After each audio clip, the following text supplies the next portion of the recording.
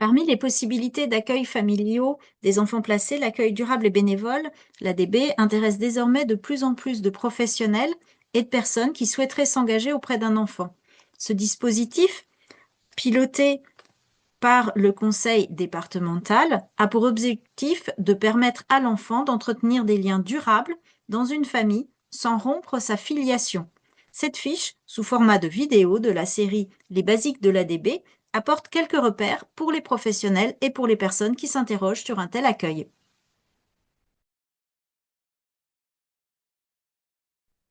Pour qui est l'accueil durable et bénévole? Pour quels enfants? Eh bien, tous les enfants qui ne sont pas sous assistance éducative. Parce que sous assistance éducative, le juge des enfants a déjà le tiers digne de confiance, qui est l'équivalent de l'accueil durable et bénévole. De ce fait, donc en dehors de l'assistance éducative, on a les enfants qui sont en accueil provisoire, c'est-à-dire qu'ils sont accueillis avec l'accord de leurs parents, ou bien les enfants qui ont une délégation totale d'autorité parentale qui est confiée au département, ou alors les enfants sous tutelle départementale sont essentiellement les enfants mineurs non accompagnés, et enfin, en dernier lieu, les pupilles de l'État, en fonction de leur projet de vie, peuvent donc être confiés à un accueillant ou des accueillants durables et bénévoles. Donc l'accueil durable et bénévole, pourquoi? Alors pour répondre aux besoins des enfants et leur permettre d'appartenir à une cellule familiale dès que possible, une cellule familiale qui s'engage auprès d'eux gracieusement, faire l'expérience d'être désiré et attendu, susciter l'intérêt d'un adulte sans contrepartie, bénéficier d'un attachement durable et d'une projection dans l'avenir, et faire comme les autres enfants, vivre dans un contexte familial avec des contraintes aussi extérieures. Du côté des accueillants, c'est s'engager auprès d'un enfant sur un temps long, s'ouvrir vers lui et créer un attachement avec lui, répondre à ses besoins de stabilité et de sécurité, l'éduquer au quotidien et partager sa vie de famille et son environnement familial. L'ADB, comment? L'accueil durable et bénévole peut être mis en place soit par les départements directement via un service spécifique de l'ASE, ou soit par délégation à un opérateur qui a parfois d'autres missions, tiers digne de confiance ou parrainage. Il faut tout d'abord chercher des accueillants possibles dans l'environnement de l'enfant et, en l'absence, ouvrir la recherche à la société civile.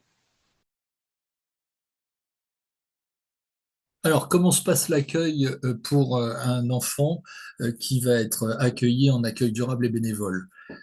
Et eh bien, c'est effectivement très particulier également, puisque il faut que l'accordage puisse se faire.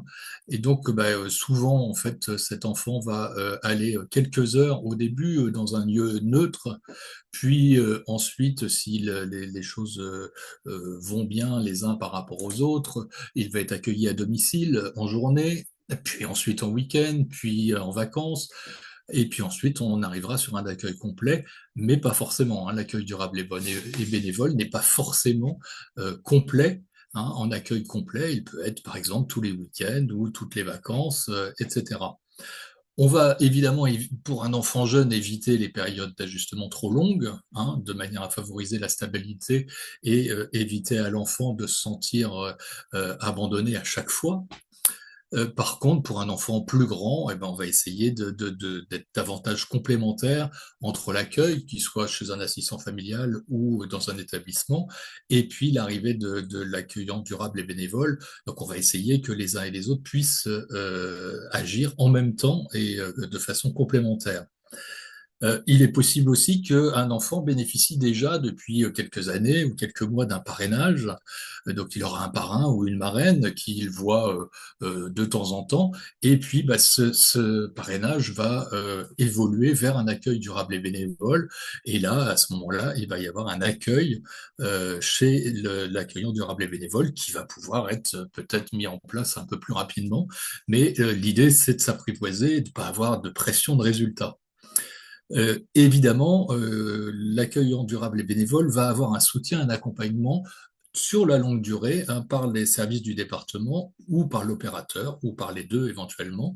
Toutes les parties vont signer un contrat d'accueil. Si la famille est présente, elle est aussi partie prenante et donc elle signe également le contrat d'accueil. Et dans ce contrat, on va définir les rôles de chacun, l'accompagnement possible et bien sûr les actes usuels que les personnes accueillantes vont pouvoir effectuer au niveau de l'autorité parentale. Et bien sûr, vous savez que, comme le parrainage, hein, l'accueil durable et bénévole va pouvoir évoluer, même si c'est pas forcément au départ prévu comme ça. L'accueil durable et bénévole est un accueil durable, mais qui est évalué chaque année et qui va pouvoir soit s'arrêter, soit prendre d'autres chemins. Par exemple, effectivement, il arrive qu'il y ait des accueils durables et bénévoles qui évoluent vers l'adoption, mais ce n'est pas l'objectif premier, hein. L'objectif premier, c'est bien de faire bénéficier à un enfant d'un accueil familial sur la longue durée, sans pression aucune de filiation. Alors, pour imaginer un accueil durable et bénévole, il va y avoir un travail préalable important. D'une part, il est possible de mettre en place une conférence familiale, c'est-à-dire en fait des personnes qui s'intéressent à l'enfant autour de sa famille, de manière à trouver ce qu'il y a de mieux pour cet enfant-là.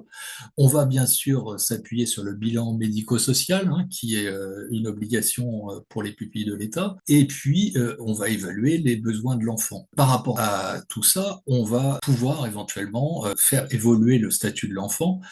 Et on va trouver en même temps des accueillants qui soient les mieux adaptés, qui soient préparés face à cette situation particulière et aussi dont le projet va être en relation avec le profil de l'enfant.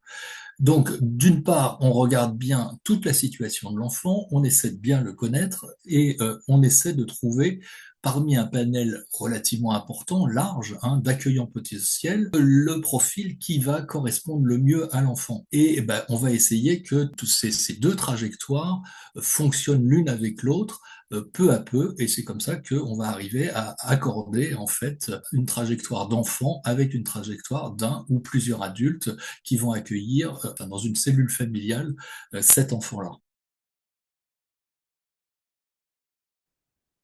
Quel suivi? L'opérateur et ou les services départementaux sont présents ensuite pour répondre aux questions des accueillants, pour suivre l'enfant et aider à l'orientation selon les besoins identifiés, médicaux, psychologiques, etc. Régulièrement au début, puis sur demande ensuite, comme c'est le cas pour les assistants familiaux rémunérés. Les liens avec les autres personnes qui ont compté pour l'enfant peuvent être maintenus si tel est son intérêt. Par exemple, l'assistant familial et sa famille qui l'avait accueilli précédemment, ou sa fratrie, ou des grands-parents. Néanmoins, le plus souvent, le choix de l'ADB est fait justement parce qu'il n'y a personne dans l'environnement de l'enfant, surtout si ce dernier est jeune. Les opérateurs organisent également des rencontres entre accueillants pour leur permettre d'échanger sur leur expérience. L'accompagnement peut être aussi d'ordre administratif, des autorisations, des démarches nécessaires pour le quotidien telles que la scolarité, des activités, des voyages, etc. Donc, quel soutien financier pour cet accueil? C'est un accueil du coup bénévole, donc pas de rémunération en tant que telle. Par contre, l'octroi de l'indemnité d'entretien qui est versée par chaque département pour les enfants pris en charge par une mesure de protection.